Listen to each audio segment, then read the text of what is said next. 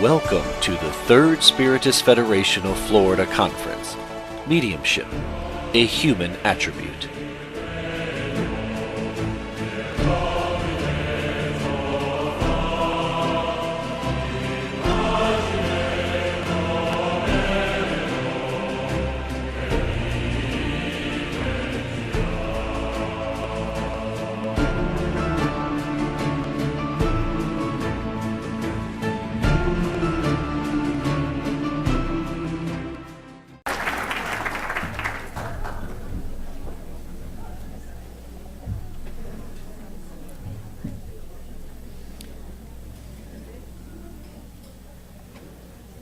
Well, good morning. Our topic today, in many ways, is a continuation of our talk yesterday. It comes to illustrate to us what the practice of mediumship with Jesus looks like here in our realm. Actually, it brings it a little closer to home, from Jesus to our daily missionaries, what the practice, again, of mediumship looks like when it's done with Jesus in the heart. And we are going to start precisely where we end yesterday, with this slide that has a statement from the Spirit Aulus at the very end of the book, in the realms of mediumship, as Aulus is saying goodbye to André Luiz and to Hilario. He refers to mediumship as saying that it is an instrument that appears everywhere, and he tells them, look, the farmer is the medium of the harvest, the plant is the medium of the fruit, and the flower is the medium of the perfume. So, as we heard yesterday, we heard that mediumship, for the majority of us, is precisely a concession of God, that looking at the creature, as Alberto Almeida spoke, a creature that has, perhaps in a past life, already used the mediumship tool in a destructive way, then it's given another chance, another opportunity. There are spirits who have been deeply compromised with the law. So God provides this extra tool for enlightenment, and this is the majority of us. So it's like the tool of the farmer. It's like, here's the hole, and through your hard work and through your efforts and through your sweat, you're given the opportunity now to come up with a productive harvest. For some of us, mediumship is already that tool that is producing some fruits, nourishing our own souls in first place, and then the souls of the ones who are walking with us. And for a very few of us, mediumship is going to be like the flower, the medium of perfume. And these are then spirits who are considered missionaries. Different than the majority of us, these individuals possess the mediumistic faculty, not because they are in a process of redemption in the same way that the majority of us are, but it is a faculty that they have conquered. It's a sense in themselves that they have developed. So it stands in a different level.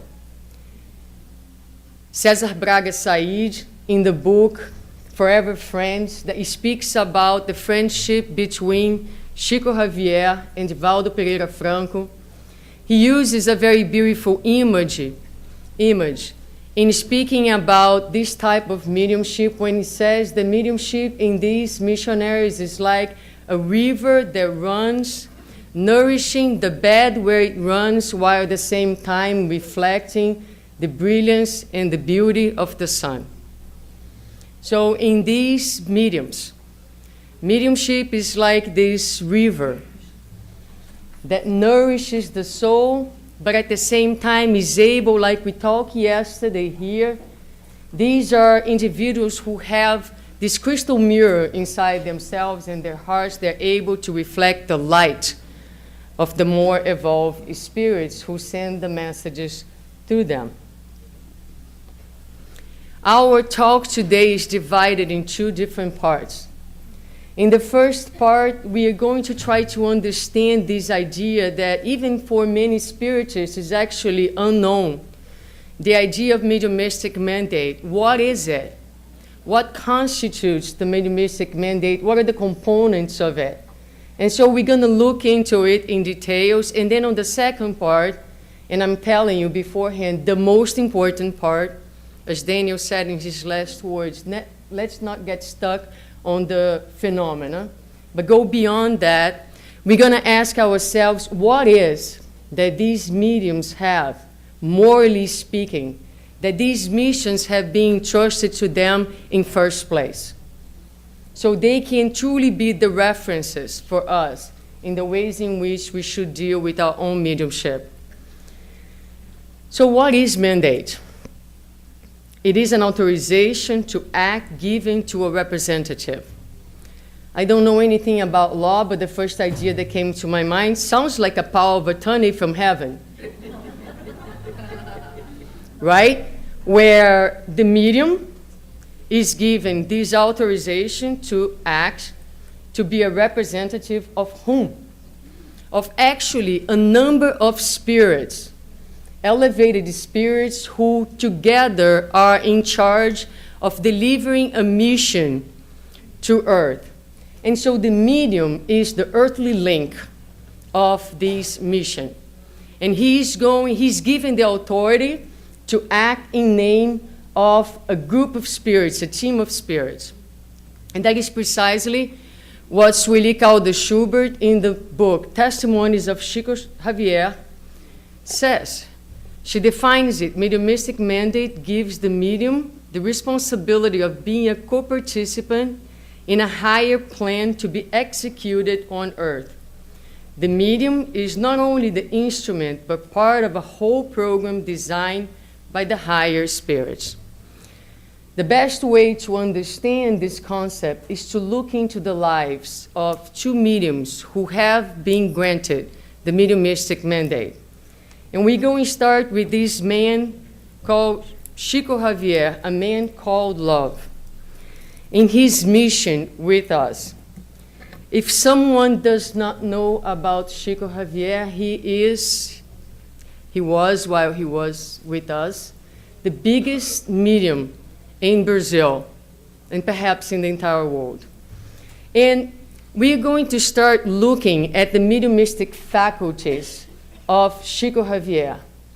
And I read, and I was like amazed by his faculties. And what I'm going to bring to you is just a tiny, tiny, tiny, tiny fraction. I had to choose something that could tell you about his abilities as a medium. So let me start by saying that his first book was happened when he was 21 years old. It's important for you to know, if you don't know, that he only completed 4th grade. And so he didn't have a lot of schooling. And this book is actually a compilation of 59 poems brought by discarnate poets from Brazil and Portugal.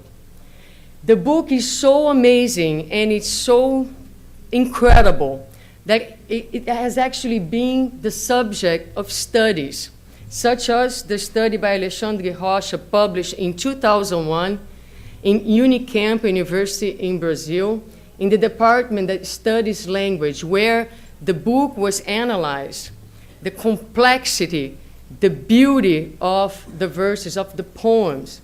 And any person would say that it would have been impossible for someone with the level of education that Chico Xavier had to be able to come up with those verses, with those poems himself. Now, these messages, these poems, were brought in many different ways. Sometimes Chico would be visiting a specific town, such as the town of Campos, and then a spirit that was related to that city, to the history of that city, would come and would present a poem. Like yesterday, our friend cited when he was in the cemetery, that poem that he received in the cemetery when the priest told him, I heard that you receive messages from the dead. They are in the cemetery doing your burial, and the priest looks at him and said, can you hear some paper? Can you receive a message for us? And Alta de Souza presents herself in that moment and writes a poem called Goodbye, Adeus in Portuguese, which is actually published in this book. So that's how the book came about. One of the amazing things about his mediumistic faculty is the speed that he wrote. And just to give you an idea, in 1952, she psychographed 2 books in 2 days. A book called Route or Itinerary, perhaps would be another way of translation, by Emmanuel, with 172 pages, and another book called Our Father by the Spirit May with 104 pages. 2 books in 2 days. This is so amazing that when I showed this slide to Marcelo, he's like, is this true? Where did you get this information from? And so I had to open up, my source to show him. Actually, it's published on the website of the Brazilian Spiritist Federation. If that's not, amazing enough, in the year of 1969, he psychographed 2 books in 1 day. Steps of Life with 156 pages, and Shelves of Life with 184 pages. Maybe it was a Saturday or a Sunday, because, and the reason why I say that is because he held a job. This man worked his entire life. It's not that he lived to do that. That's what I'm saying. It had to be a holiday or something. And overall, he psychographed over 412 books. By the year of 1971, over 500 authors had already written through his mediumship. So this gives you, again, a glimpse of his mediumistic faculties. Now, what was the mission given to Chico Xavier? It is again Sueli Caldas Schubert in the book Testimonies of Chico Xavier. There is actually a chapter called Mediumistic Mandate. She states that from that time on, when the book Parnassus was published, books and more books would leave his blessed hands, transmitted by enlightened spirits, so that the mission of the Consoler promised by Jesus would extend itself and would become accessible to all people. So Chico, as a worker of Christ, part of the big mission of the dissemination and consolidation of the Consoler that we talked about yesterday, his mission was the book. And through the book, he was invited to make the teachings of the Spiritist doctrine more accessible and taken to the hands of many.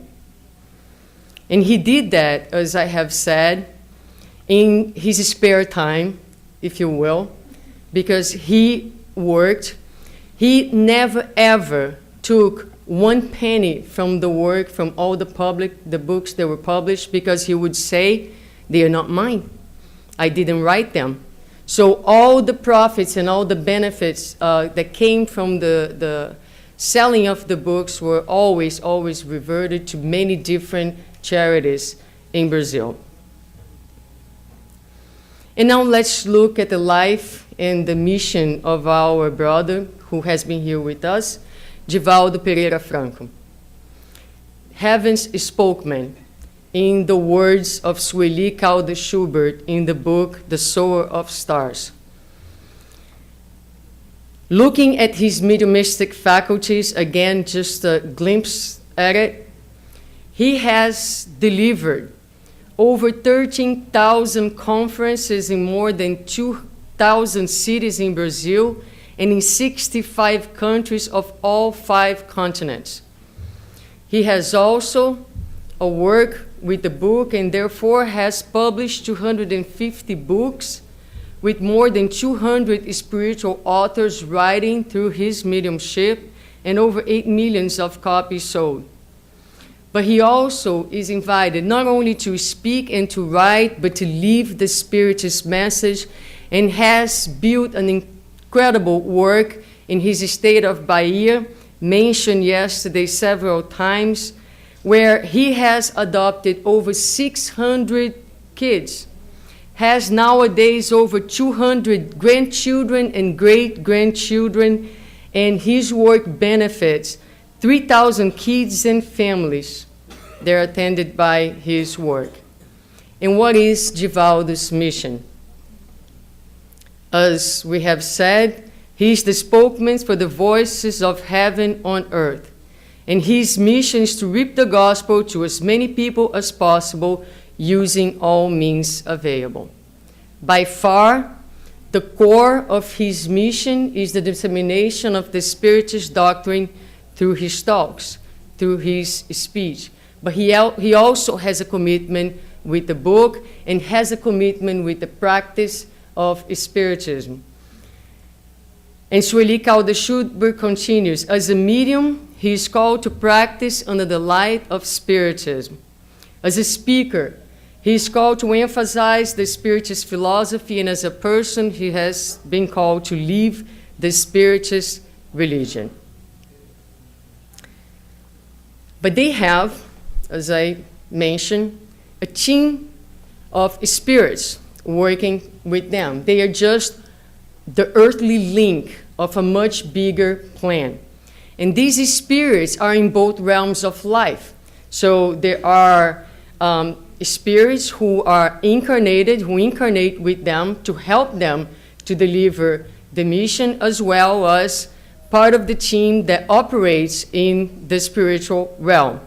So in speaking about the spiritual team of Chico Xavier, Sueli Caldas-Schubert says, our comments have the purpose to show the evidence around the spiritual program of Chico Xavier involving the Brazilian Spiritist Federation, Vantuil de Freitas, and a team of dedicated workers. So here she's pointing out to the incarnate members of this team, citing Vantuil de Freitas, who was at the time the president of the Brazilian Federation and a close friend of Chico, someone who he counted on to share his ideas, share his concerns, who helped him in editing and revising the books as they were psychographed, and who built within the Brazilian Federation the structure that would allow for the books to be published and to be sold and to be distributed.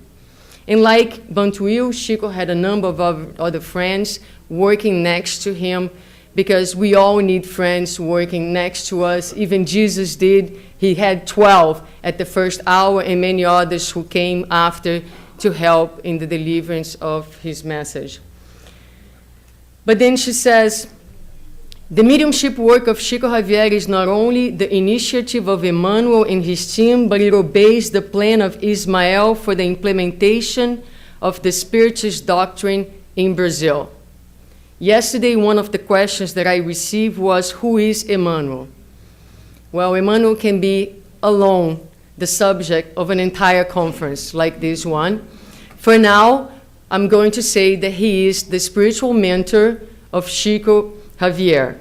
So when we look at this statement, we see that above Chico, we have the dedication of Emmanuel, his mentor. But Emmanuel is also a link to higher spirits, like the spirit of Ismael, who was given the task of the implementation of the Spiritist doctrine of the gospel of Jesus in Brazil, a task that was delivered by Jesus himself, and it's written and described in the book, Brazil, Heart of the Work, Country of the Gospel. It's a long name, so take a little second to translate. Now, in a letter to Vantuil de Freitas, Chico Xavier speaks a little bit about this spiritual team. And he will write to Vantuil saying, Since then, I am aware that Emmanuel and other friends' efforts are focused on André Luiz, one of the spirits who rides through Chico Xavier. I believe that André Luiz represents perhaps a vast circle of superior spirits. I speak like this because there was a day that the work was interrupted. Emmanuel told me later, when the work resumed, that some meetings had taken place to analyze certain ideas that André Luiz could or should present or not present in the books. And then he refers later on to his own perception. He would see sometimes Emmanuel and Dr. Bezerra de Menezes, who is also part of this team, sitting together with André Luiz and guiding him and discussing with him and determining what would be appropriate to be shared by him, which implies that André Luiz too was a medium of the ideas of the higher spirits that were working with him, just like Emmanuel was the medium for the spirit superior to him, like the spirit of Ismael. And in that we see the organization of the spiritual plane. And there we see the grandiosity of these benefactors working together in the spirit of cooperation that we talked about yesterday as well, so that the message can be appropriately delivered to us. Who is the spiritual team of Divaldo Franco? The spiritual program is vast and comprehensive. Joana de Angelis supervises and inspires loyal representative of Francis of Assisi. She has in Divaldo the spokesman of the program, and with devotion and a solid presence, she inspires the medium so that the ideal can be transformed into a blessed reality. So Divaldo, like Chico, has his mentor, the spirit Joana de Angeli, who is supervised and guided by Francis of Assisi. And it's very touching to see published in the book, The Soul of Stars, the two messages that were sent to Divaldo when he was 23 years old and later on 26 years old by the spirit Francis of Assisi. And one of them, he states, "Happy are the ones who practice goodness out of love as you do. Over you is the caring eyes of your friend Francis." So they have a team and they have mentors. So let's look into the role of these mentors. Emmanuel with Chico, Joana with Divaldo. They are there to protect them. Well, we all have guardian angels and our spirits who protect us, but these mediums, because of the magnitude of their work and their mission, they need special protection. In the book, In the Realms of Mediumship, there is a chapter that talks specifically about the mediumistic mandate, and we see there Ambrosina, the medium, and Gabriel, the spirit, which later on, Sueli Caldas Schubert will reveal there is Chico Xavier and Emmanuel. And as he is psychographing the messages, he is surrounded by a multitude of incarnates and discarnates with all kinds of thoughts, concerns, feelings, negative energies a lot of times, and it's necessary that the medium is protected so the work can be done appropriately.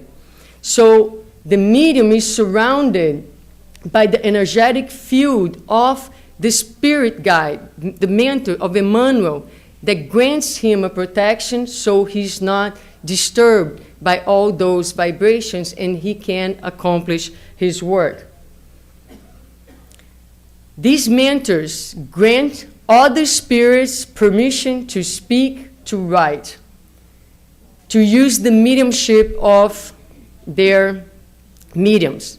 In other words, no one can communicate through Chico Xavier and through Joana and through Divaldo Pereira Franco without the consent of their mentors. And the reason why is They oversee the content of the message, and they want to make sure that everything that is said and written fits the higher program that is trying to be delivered.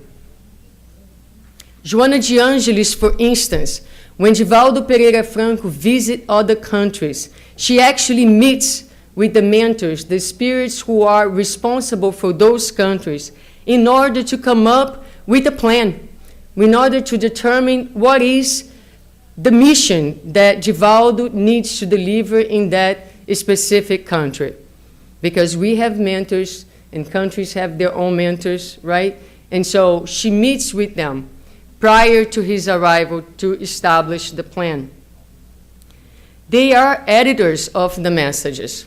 So in one case, the spirit, Humberto de Campos, if I'm not mistaken, is invited by Emmanuel to write a message on meat.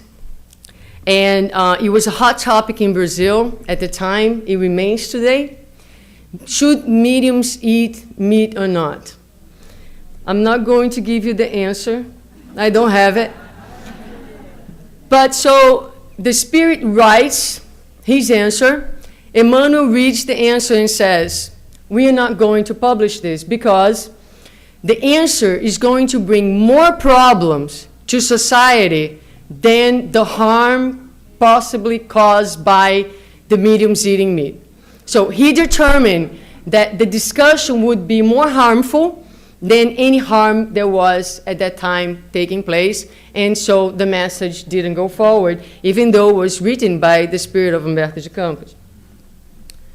They are mediums for mediums. Sometimes the spirits who want to communicate through them are so evolved that they are unable to directly contact the medium itself for the transmission of the message. So, for instance, Emmanuel is the medium for the spirit Veneranda. Veneranda is one of the workers of Nosso Lar, of Astral City, and the only worker in that colony that has personally met with Jesus. She and another one.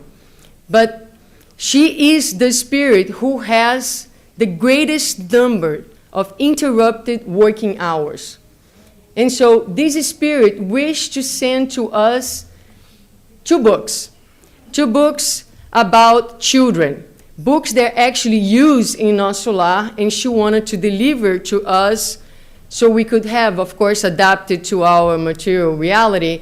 And Emmanuel is the medium. She does not communicate with Chico Xavier directly. In the same way, Divaldo Pereira Franco one time is in France visiting the church of Teresa of Jesus. And when he's there visiting the church, Joan approaches him and said, Teresa wishes to send a message. He always have paper and pencil. He sits down, and shortly after, he sees himself outside of the body. And as he looks to the infinite, he sees this very, very bright point of light, very, very far away, and then far away, but in the middle, he sees Joana de Ângeles, and she is concentrating. And then suddenly, he sees the light traveling the space, reaching Joana, passing through her, and when the light reaches him, his hand starts to write. And when he comes to the end, the spirit signs the message, and Joana de Ângeles explains to him that she had been the medium of that message because he could not communicate with her directly. They are counselors. These mentors walk together with these mediums. And so they will help them. They will never, ever solve their problems. We're going to talk about this a little bit. But they are close friends who are counseling them at all times. In one occasion, the Russians decided to do a study on the mediumship of Chico Xavier, offer him actually a substantial amount of money to spend 6 months in Russia so they could investigate his mediumistic faculties. And Chico at the time was contemplating the possibility of going until the day that Emmanuel shows up to him and says, "You are free to go, but I'm staying."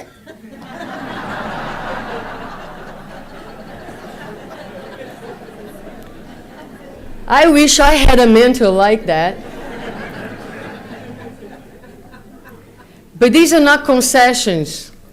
It's important to remember they achieve this status.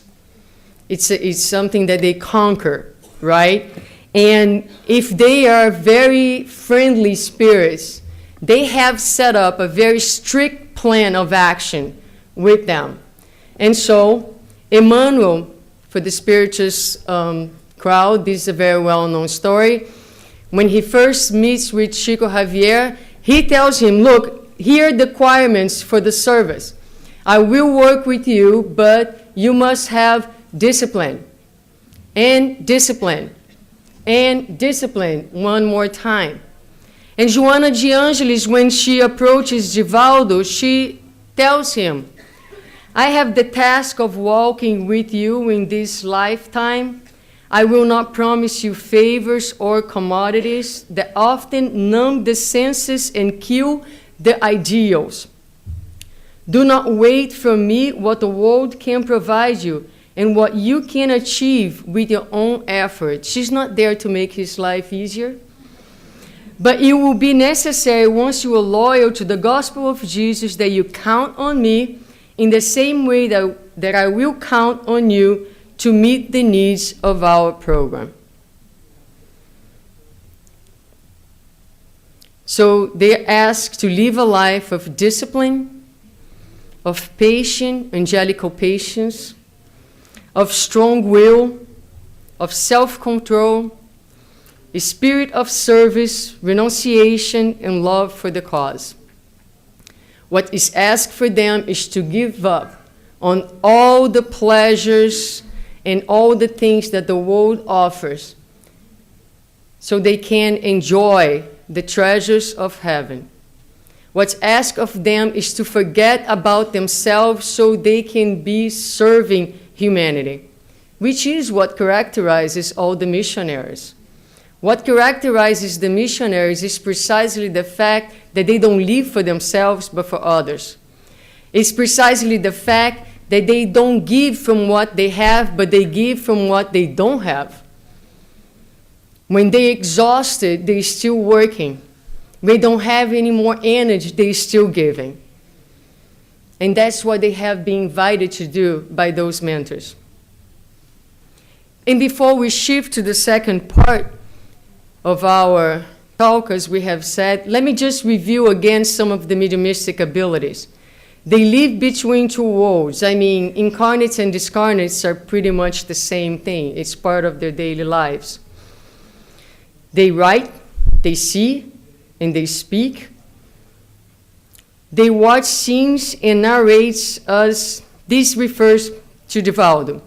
When he is, to his mediumistic abilities, when he is speaking, a lot of times, entire scenes are shown to him. Fluidic scenes are built in front of his eyes, and he is able to narrate what he's actually seeing.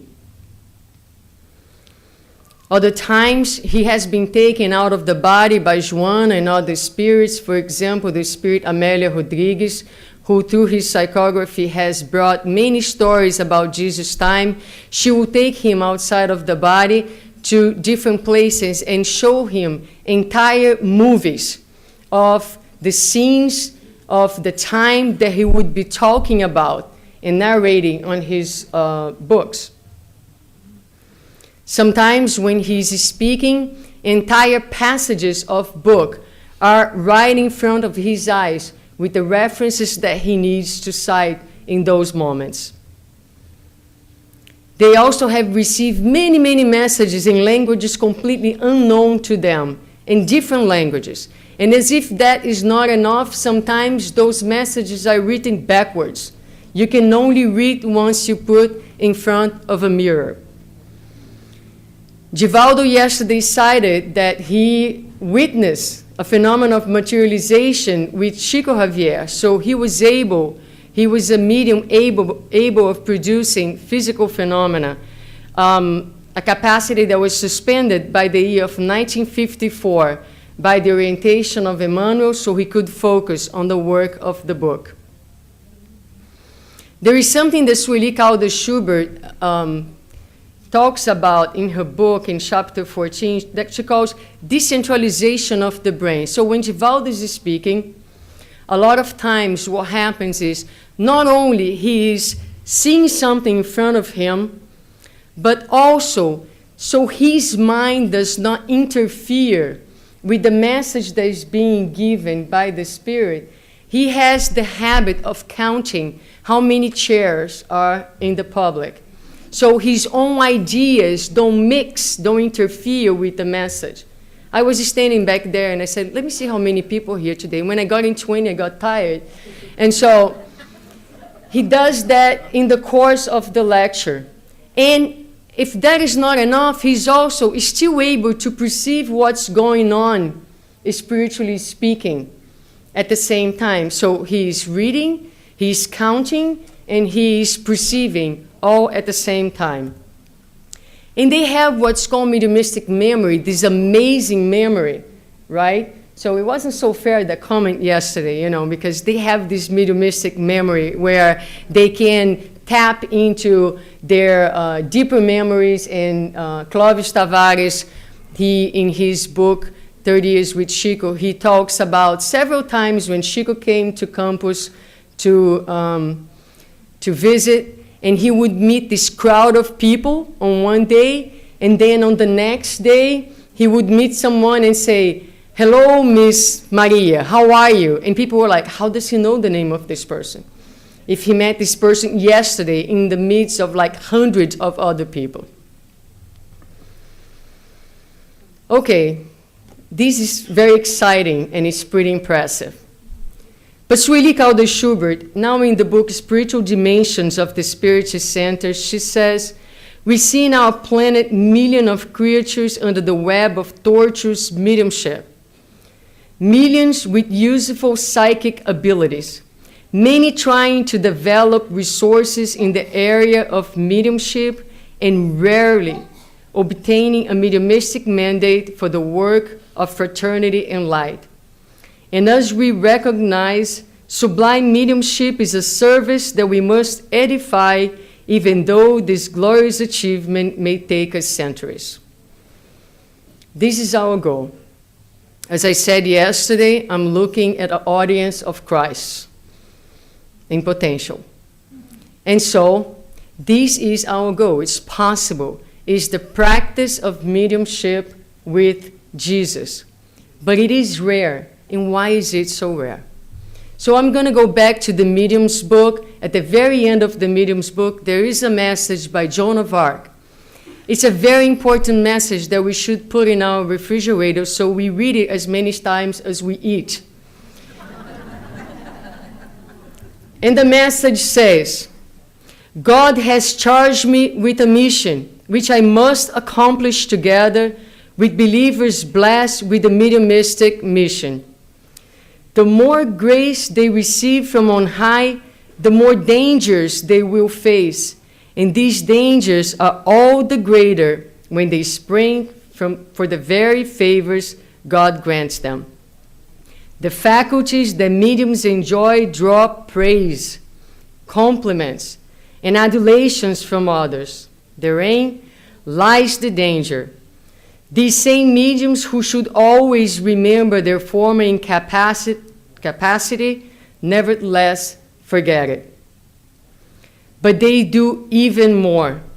They attribute to their own merit what they owe to God alone. The more skillful they become, the more they are led to attribute to themselves merit that does not belong to them.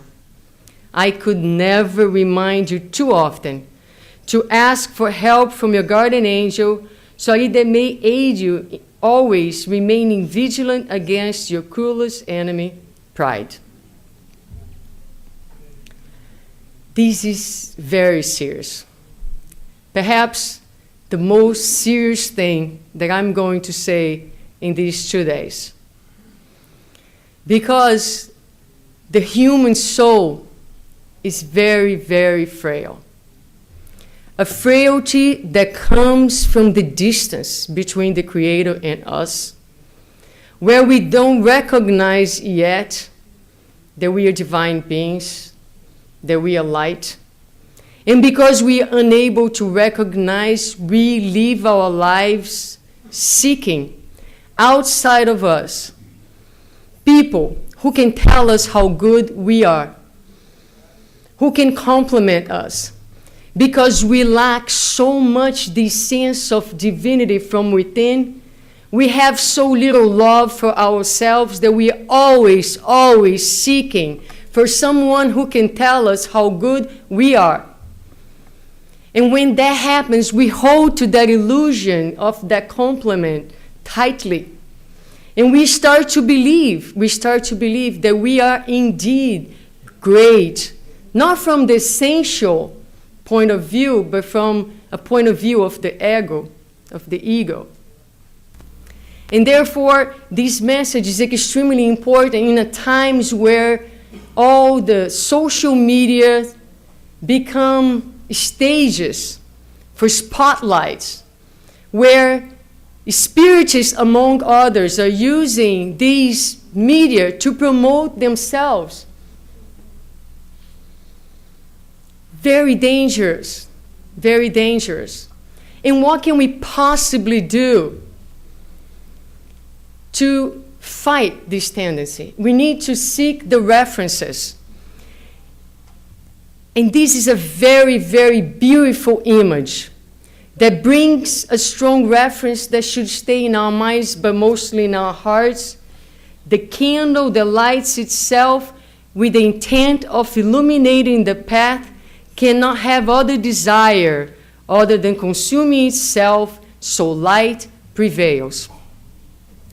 What these mediums have done, these missionaries, they have consumed themselves in work, in service, in silence, running from the spotlight. It took years for Clóvis Tavares to convince Chico Xavier to let him write about his legacy. He wanted to write not because he wanted to make him into something that he was not, but he needed to share his experience, and Chico resisted and resisted and resisted.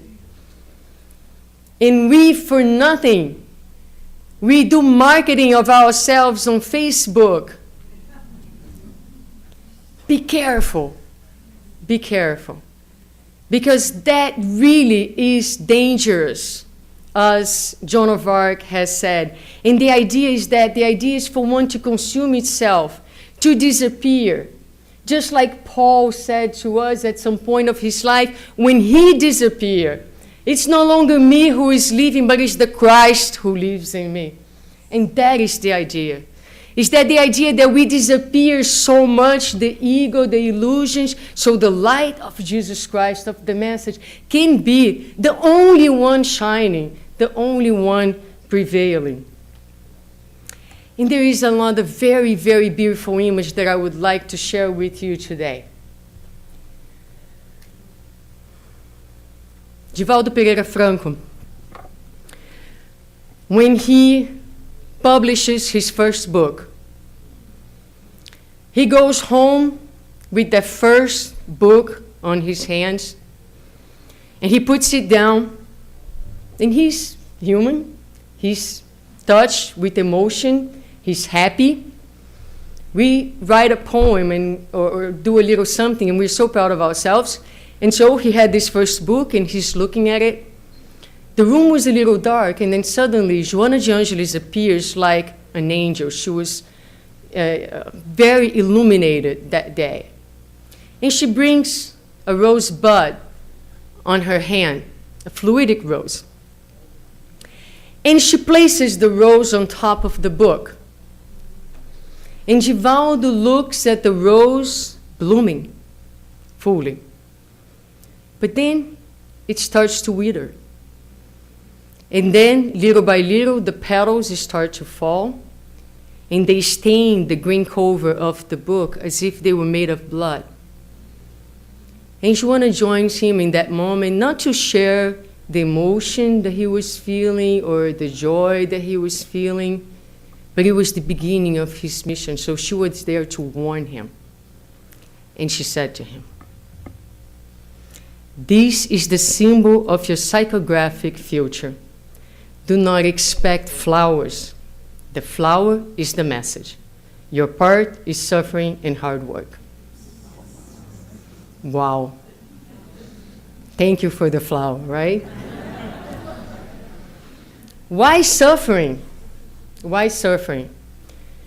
Because these men were called, as we have said, to renounce the joys and the pleasures of the world, but beyond that, they were many, many times accused, persecuted. Many times their work was mocked. Chico Xavier, for instance, received letters from people within the Spiritist movement asking for how much he had sold himself to the Brazilian Spiritist Federation. He was taken to court by a family of a spirit who wanted the profits of the selling of the book. And this is just the beginning. We can tell you right now all the tribulations that these two men had to undergo in their lives.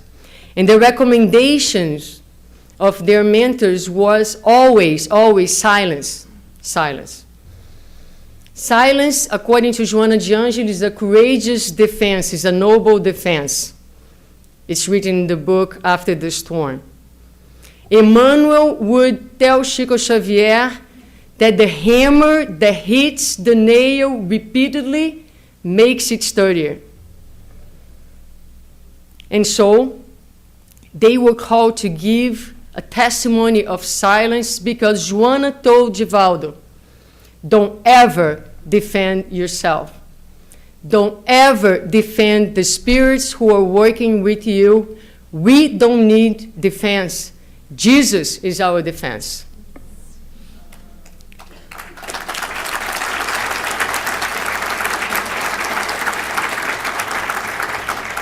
So they went to their lives, receiving sarcastic and destructive criticism, wounding their souls with the thorn of others, witnessing the message many times being ridiculed and trashed, and being loyal to the duty without concerning themselves with the outcome.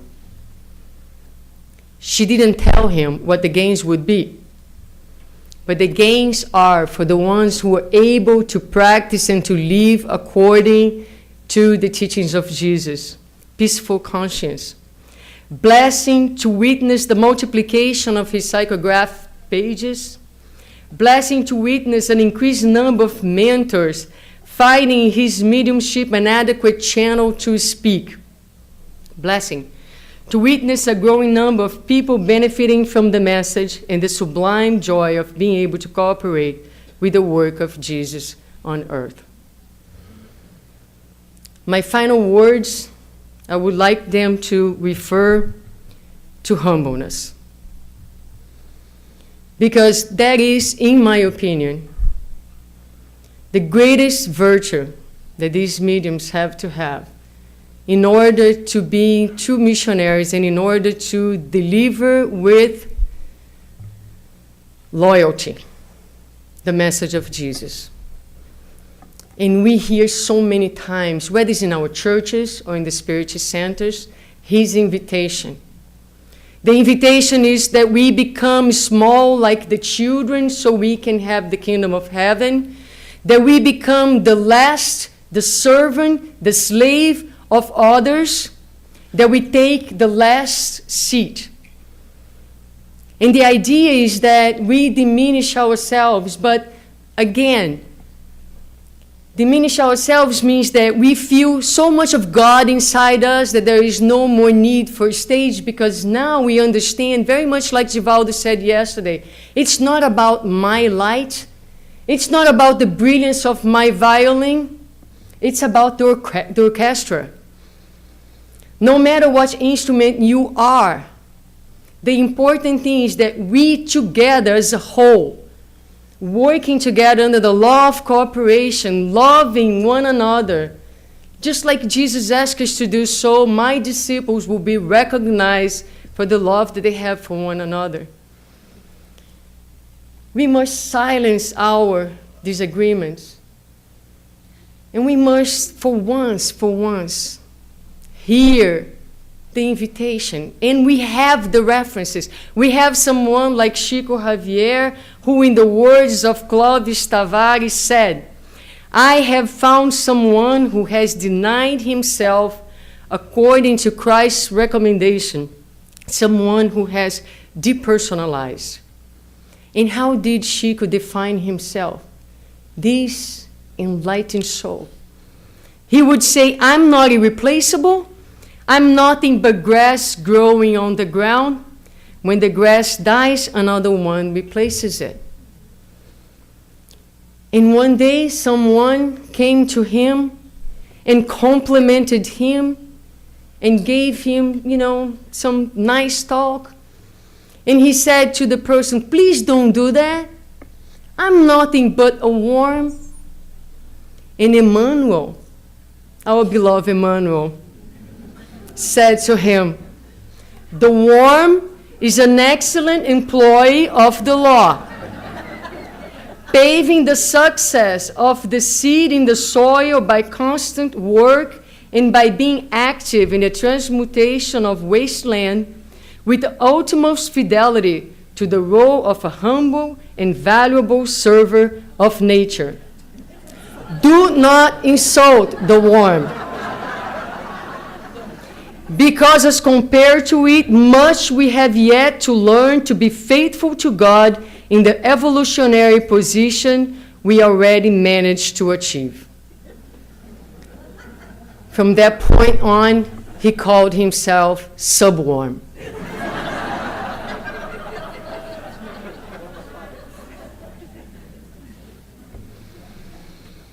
So my last words, I would like for them to be words of gratitude for the presence of these missionaries of love in our lives,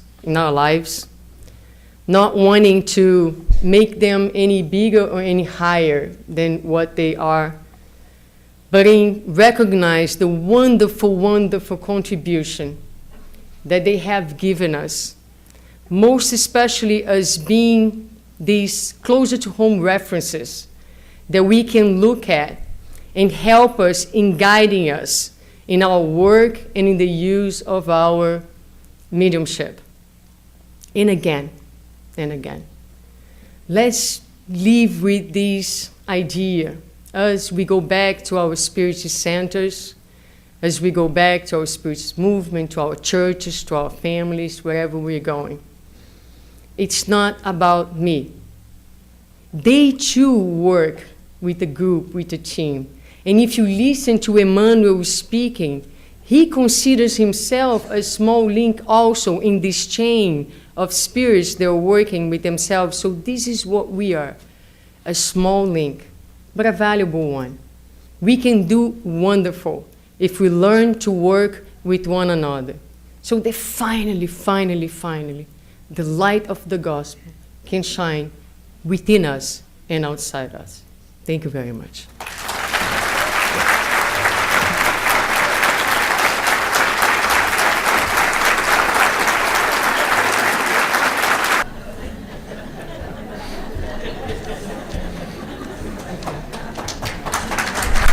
Thank you. Now on to more serious stuff. Are we ready? Yeah. Please. Okay. There are two questions here about the hierarchy of the spirits. So I'm going to start here because one says, can you tell me more about the hierarchy of spirits? And the other one, it's funny, it says, this complex hierarchy seems like the military structure for the cover-up of UFOs. It seems these are generals, majors, lieutenants, sergeants, private, etc. So, all right, so let me speak about a little bit about this. Spiritually speaking, hierarchy is not something that is given to anyone, like here on earth, right? You determine that you're going to be the general if you take some courses or do some duties. Spiritually speaking, those are outcomes of achievements, moral achievements by the spirits who will grant them a position, a spiritual position that, again, relates to their morality, to their achievements. That is actually the only true authority that exists. The authority, the titles that we carry here on earth mean nothing once we are the spiritual realm. But our acquisitions in the realm of love and the virtues grant us certain status. So one example, I want to illustrate this idea. We also know that Francis of Assisi, because of his spiritual status, he lives in a level, in a dimension of vibration, because when we become love, then we vibrate in the frequency of love. When we are with our hearts filled with resentment, jealousy, or whatever feelings are related, let's say, more to the material realm, then it's like our energy becomes denser, and we are going to belong to denser realms of life. This is easy to understand. If you're walking around, if you wake up in a day that you are very in peace, you feel like if you're levitating. But if you wake up in the morning and you are so worried and so concerned and so anxious, you feel like you have gained some extra pounds. That is true. Pounds of dense energy that you're carrying around. So when you talk about Francis of Assisi, you're talking about a spirit who is love. And he lives in the levels where love vibrates. Joana de Angelis, who is a missionary. This woman has, in past lives, been among the martyrs of Christianism. She died in the circus for Jesus Christ. She does not live in the same realm of Francis of Assisi because she does not have yet the purity that he has. So in delivering the mission on earth, she was granted permission to visit him in the realms where he lives once a week. So they to talk about the program. So this is the hierarchy. And for anyone who wants to know more about that, the Spirit's book, The Gospel According to Spiritism, will tell you specifically about the categories of the spirits based, again, on their moral achievement. So it's nothing that is similar to our ranks on earth. On the contrary. All right. Can you hear me? I'm loud and obnoxious. You can probably hear me. Oh, this is a letter. Okay. So here is an interesting question.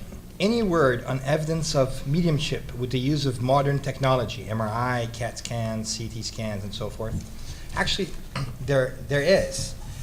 We just really ran out of time. We wanted to have talked to you a little bit about, as well about some of the experiments that have carried out recently by a group of both Brazilian and American doctors out in the University of Pennsylvania. We know of it through our friend Dr. Perez, who was part of the studies. And basically what they've done was really interesting. They've got a series of different mediums with different levels of experience of mediumship practice. Many different years, from 15 years to like 40 years of experience, and they attach different sensors to their brain to see how the brain waves and the brain activity would change during the trance period, to see if this different alternate states of consciousness could be documented and how that would come through. And what they found out actually that it was indeed possible to see different brain activities in different parts of the brain that weren't normally used for that during the regular state, but in trance they light up many different parts at the same time. So it was a really interesting study done in that sense. And they also saw that varied according to the intensity of such, like, imagine like a little light kind of blinking in the brain. It changed according to mediumistic experience and ability as well. So we do see a lot of evidence in that sense that indeed there is an alternate state of consciousness, and that different parts of the brain get accessed, or many of them simultaneously sometimes, that we normally wouldn't use during that time. And we all heard the experiments too that Divaldo referenced to by similar doctors in Brazil as well, who researched about the pineal gland and the crystals in the gland, and how mediumship ability seems to be correlated to the degree and the quantity of crystals in that gland over time. So they're able to kind of work as like a little chamber that, when waves come in, the crystals like reflect within each other and kind of capture it, kind of like an antenna thing. So there's all kinds of exciting, so there's all kinds of research that not only helps us look deeper into the phenomena of mediumship, but what I find more interesting is they also help understand how it works. And I think that's a subtle distinction when we start moving away from does it exist to how it works. And I think there's a lot of value in it. Like I said, I think most of us are probably satisfied with that it exists, and we're leaning towards more and more into the moral implications of, if it does exist, then what does it mean to us? So I think it's a great shift, like a great mental shift from us, as we stop caring about the manifestations and more to the practical applications. But they're out there, so just search it out. Take a look. There's many other studies, I'm sure, but for obvious reasons and for lack of intellectual capacity of your own here, I wouldn't know about them. But there's many out there. It's always interesting to study. And there's others done in the 19th century too. I did not mention Aksakov, the Russian studious member too. So there's a lot of different things out there that you can check out. This question, speaking about fraternity, not meaning to be controversial, what can Spiritism do to help harmonizing religions, if that's possible? Having seen too much hatred. It is possible. I think that Spiritism has done everything already to help us in doing that. The point is that we need to do our part now.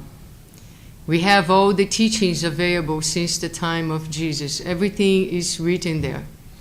And we can even summarize in one teaching, which is do to others as we wish was done to us.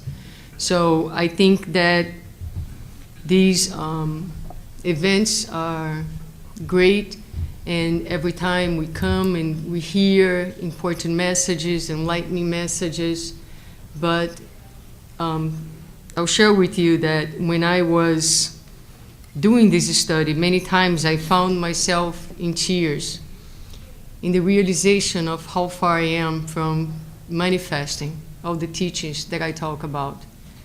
And and this, sometimes it's good to cry. It's sad as Alberto Almeida was, sadness as Alberto Almeida was saying yesterday is not a bad thing. It's this movement of the soul going inwards and looking at itself in the mirror. So I think that that's what we need to do. We need to really, really strive to be the examples of the things that we speak, because no words will change the world, only our ability to manifest them in our actions and in our feelings. And by doing so, we should be able to, yes, have a very positive influence. We talk about Jesus being our only defense system. So many times in our daily lives, we receive attacks. So many times they are so unfair. And what is our line of defense? Do we speak? Do we nurture the attack? Or why do we need defense? Why don't we just be courageous, as Juan de Angelis invites us, by silencing? Because Jesus, if he is our defensor, no other words needs to be spoken.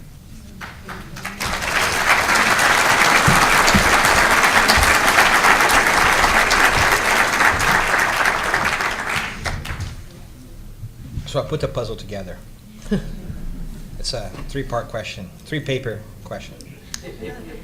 Things are out of order there. I got confused for a second. So thanks for your patience. So the question goes, could we, with the scientific resources we have now, prove another explanation for the phenomena of the turning tables that is based on the classic materialistic physics? And then the follow-up kind of together is, wouldn't that be another confirmation if we still can't explain what happened back in the 19th century? So could we then, with what we know today, explain the turning tables differently? I think it would be really hard. It would actually be us trying to make up a combination of theories that still wouldn't address the fact that tables rocked, they levitated, they moved around, that the voices command. And that's something that we cannot really explain even today. That's why that's why it was so interesting. And that's why I think the incisive logic of Allan Kardec at the time was so powerful. We all heard his powerful sentence. We saw that in the video too in the first day, that every effect has a cause, right? So if a table moves, it's because somebody pushed it.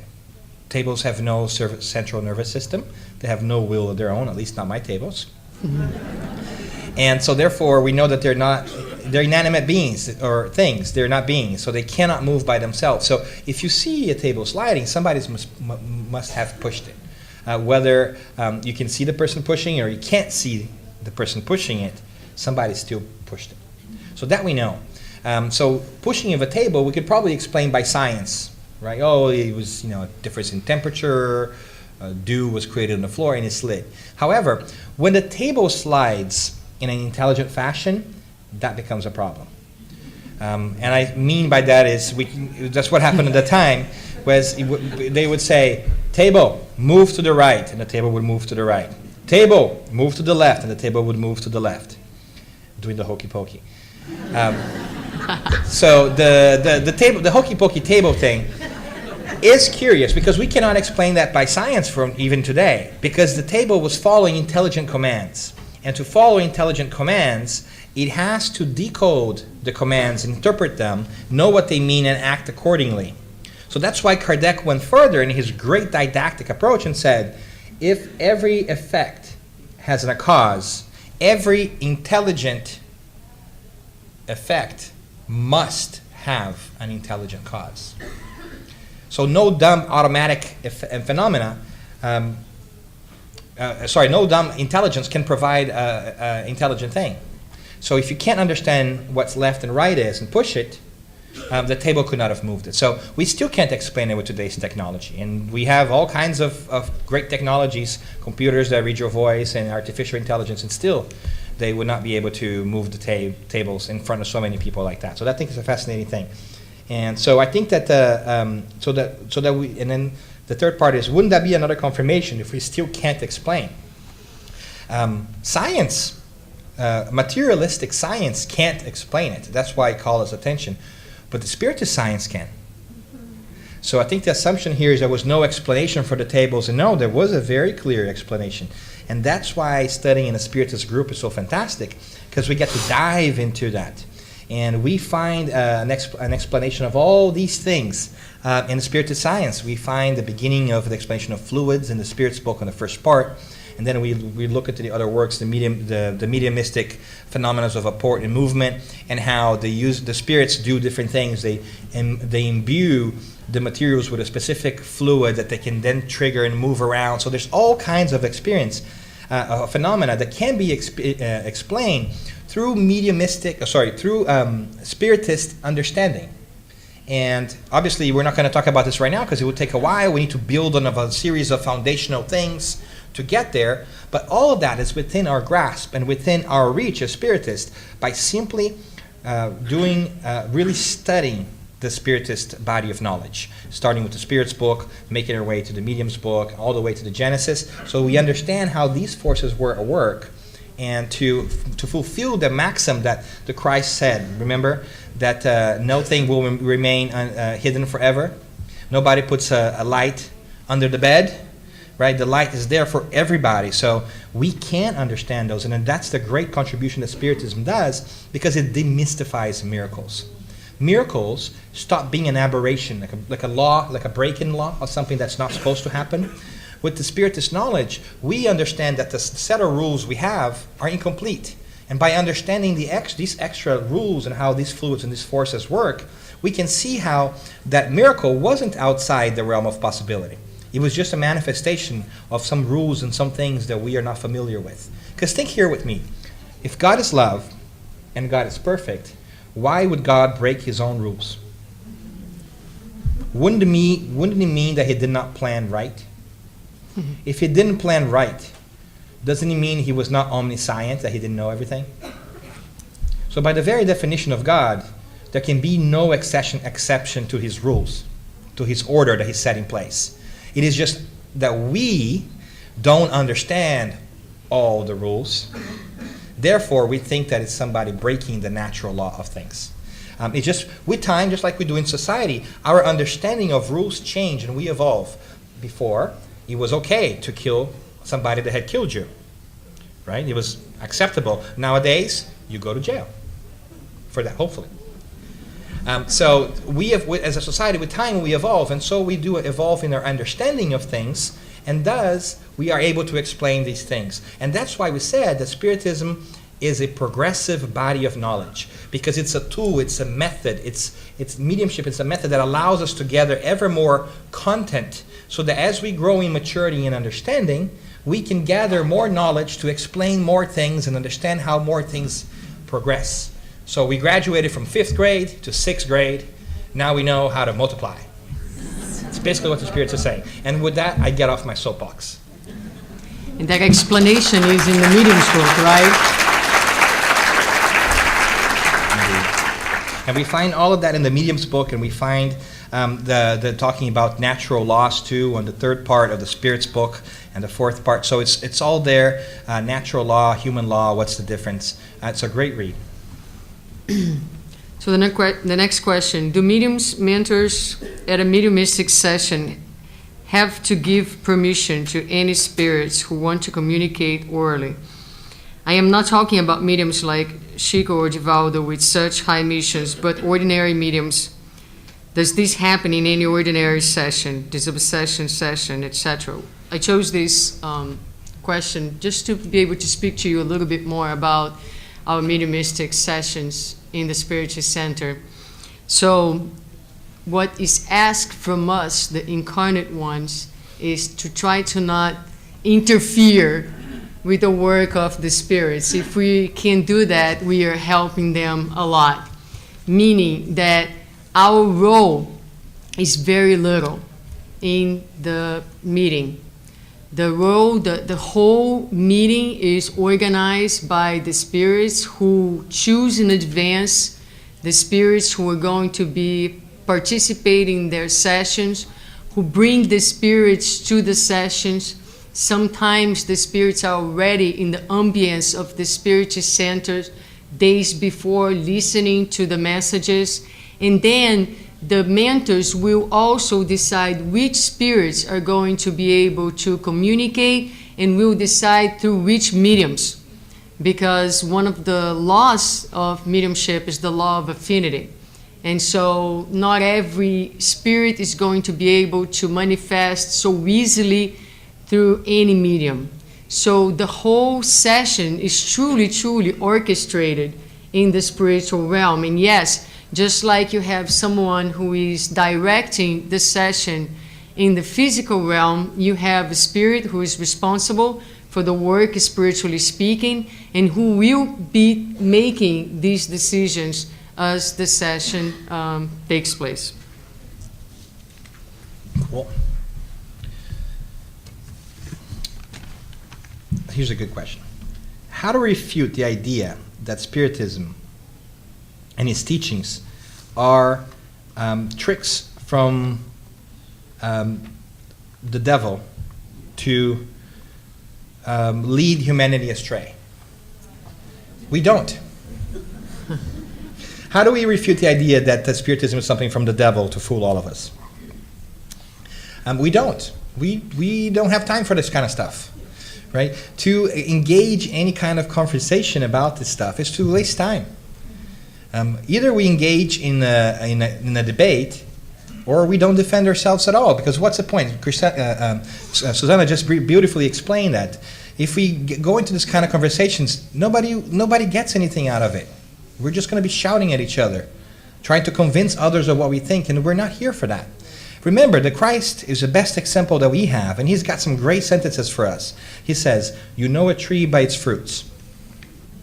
So, if it's working for people and it's making them better and happier people, it's probably a good thing.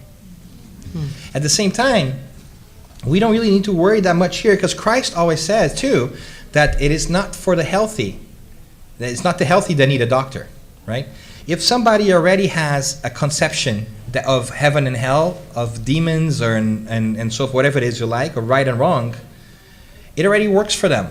We don't need to go and tell them about morality. We worry about our own take on things. We don't need to engage in this kind of conversation, because, again, it's going to be just a shouting match between people that want to prove other people right, so that we feel better about ourselves. Because ultimately, when we want to convince people, it's really because we are unsure about our own beliefs. If you are sure about your beliefs, you need not engage in needless debate with other people. If you are not sure about your beliefs, you need other people to believe in what you believe so that you feel better about what you believe. It's a question of numbers.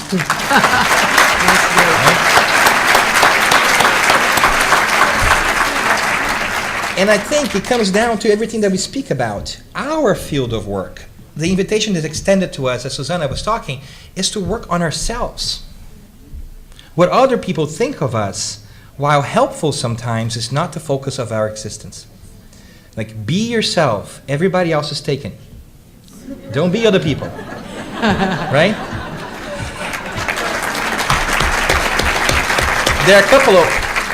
There are very few things in this world we can control.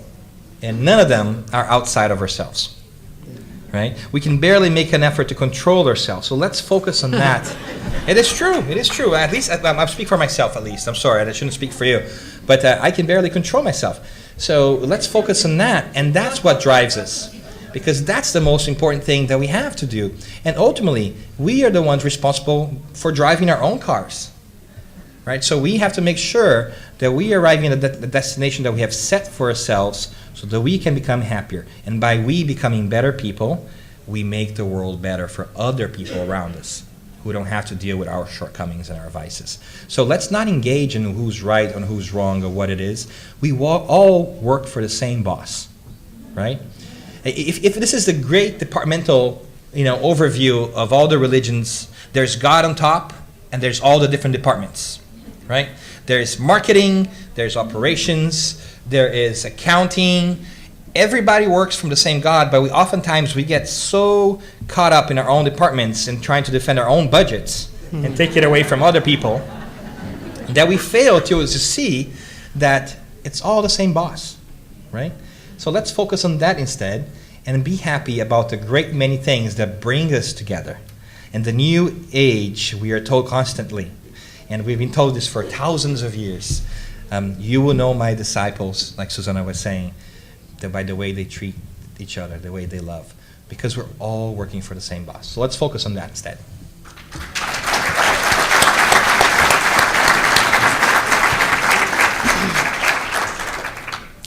The next question is, why, even though we receive the intuition of our mentors, we insist in doing the opposite?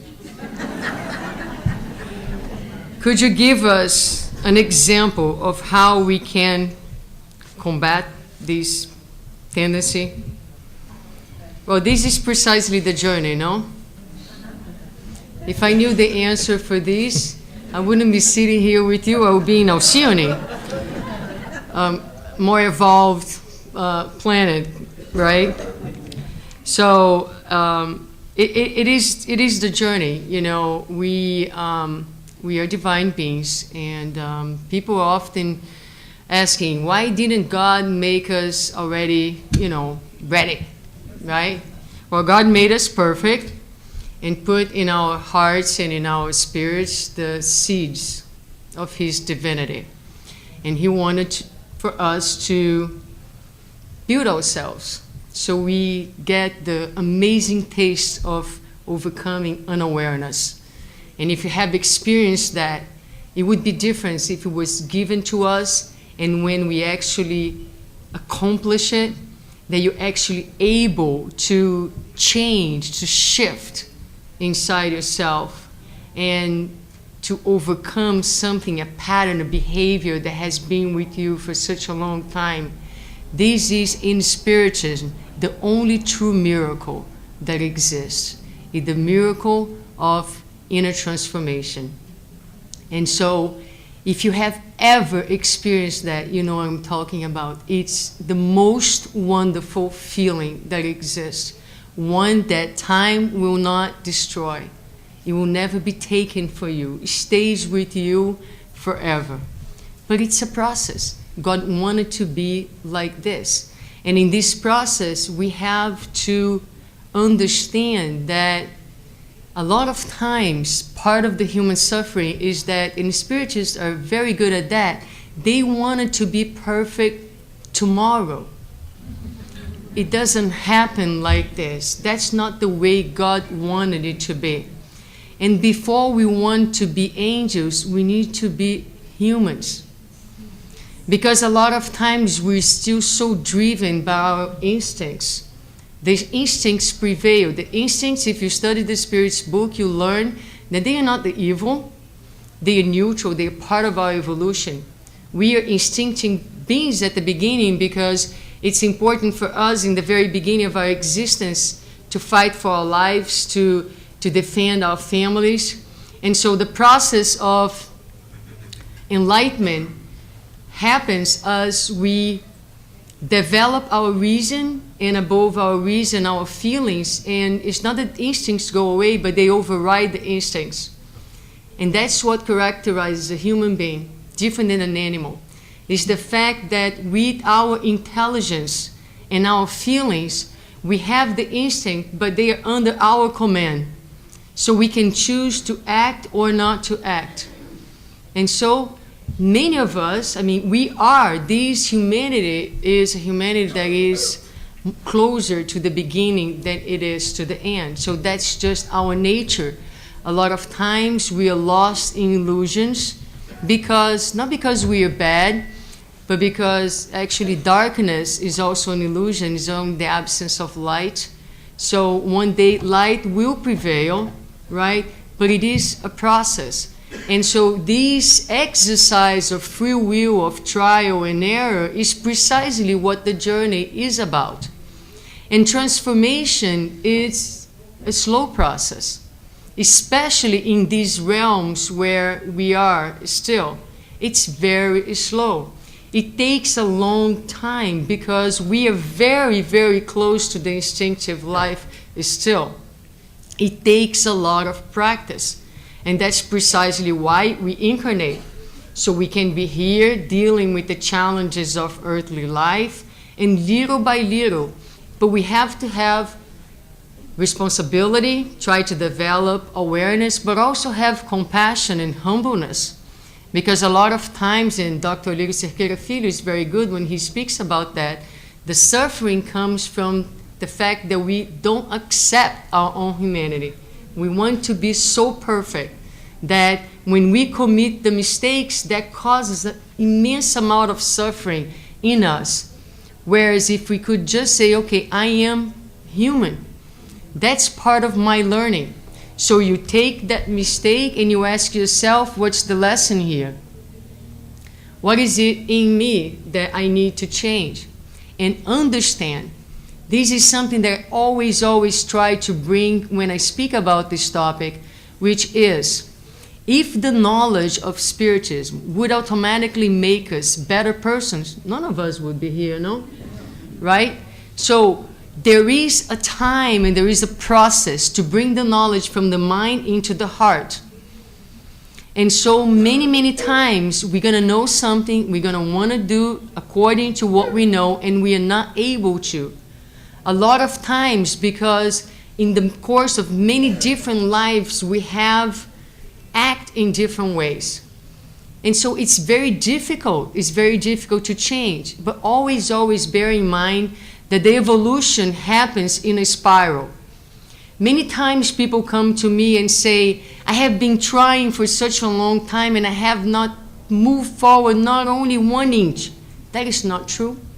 That is not true. Even though you don't see the changes, a lot of times, one mistake after another, that builds within you.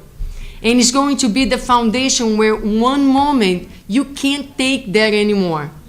It becomes absolutely unbearable, that experience, and you find from within you the forces and the strength and the courage to change. And the miracle takes place. So it may take a long time, but just keep believing on you. And probably the reason why many people don't think it's possible is that one of the most important components in the process of inner transformation is perseverance.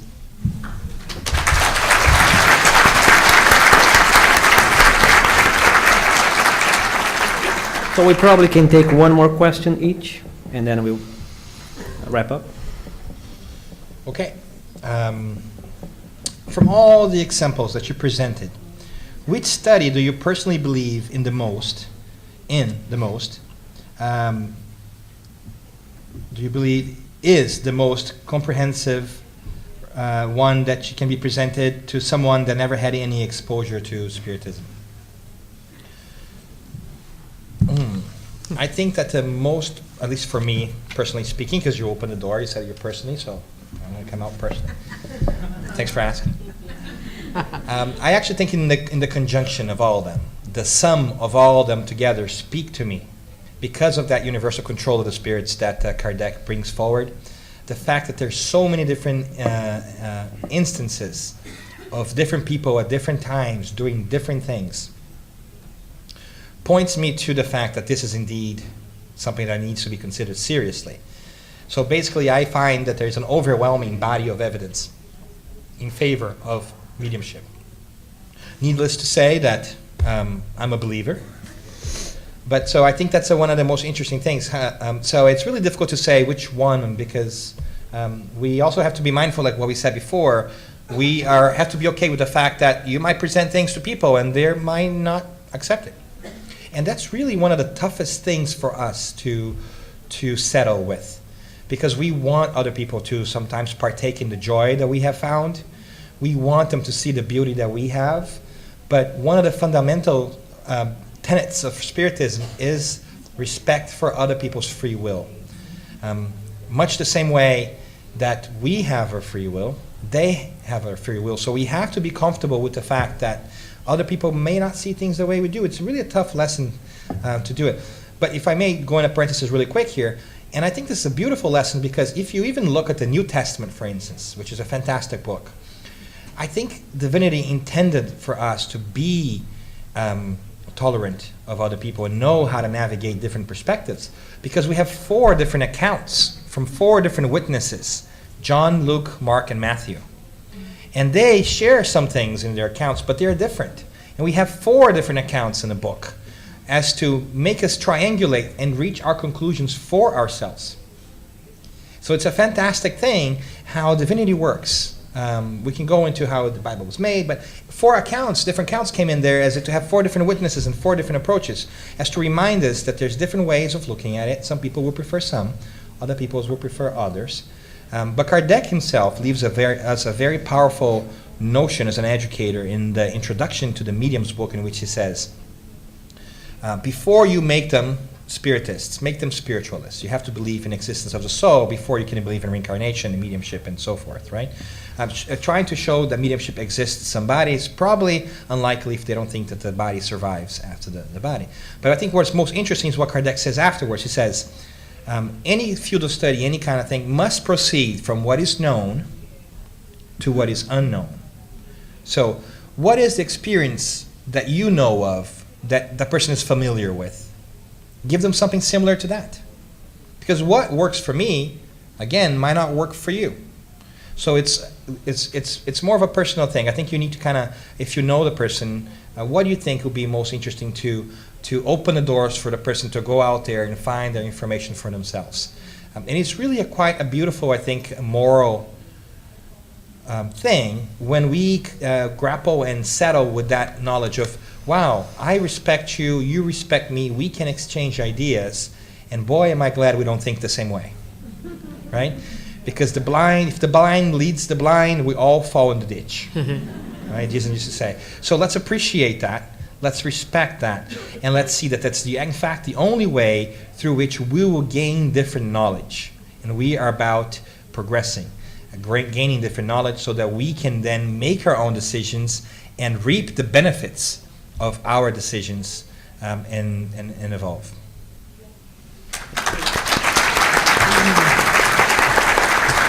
One more? Yeah. Your last question?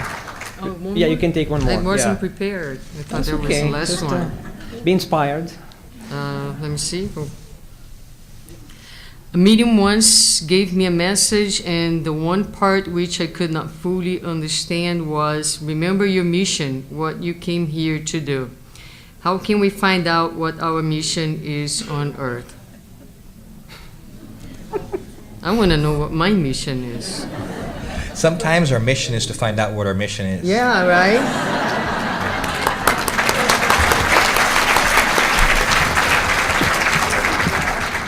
Well, I'll say two things. One is look at yourself and see what the difficult areas of your life is.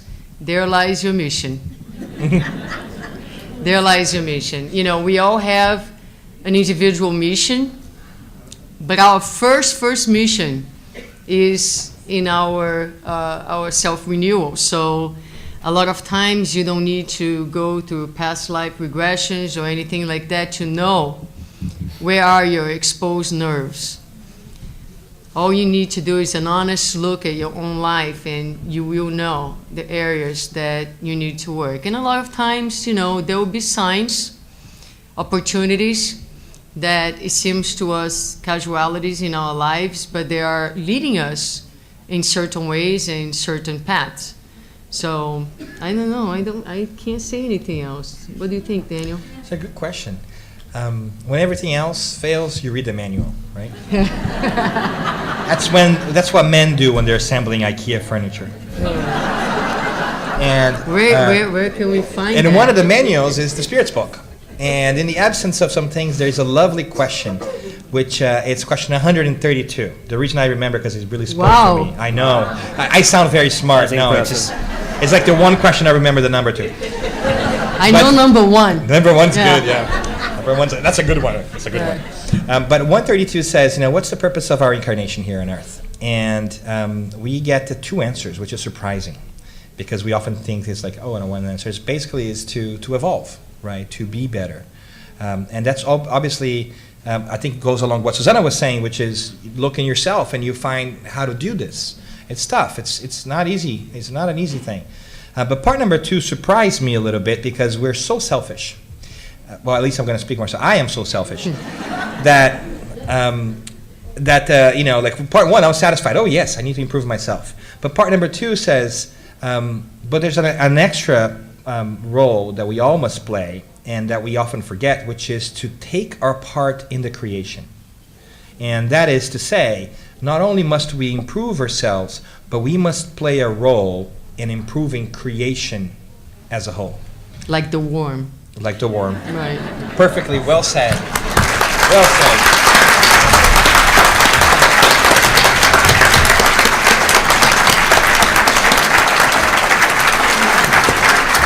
Thank you. Thank you very much, Dr. Simoes and Daniel. Thank you. Appreciate it. Folks, just before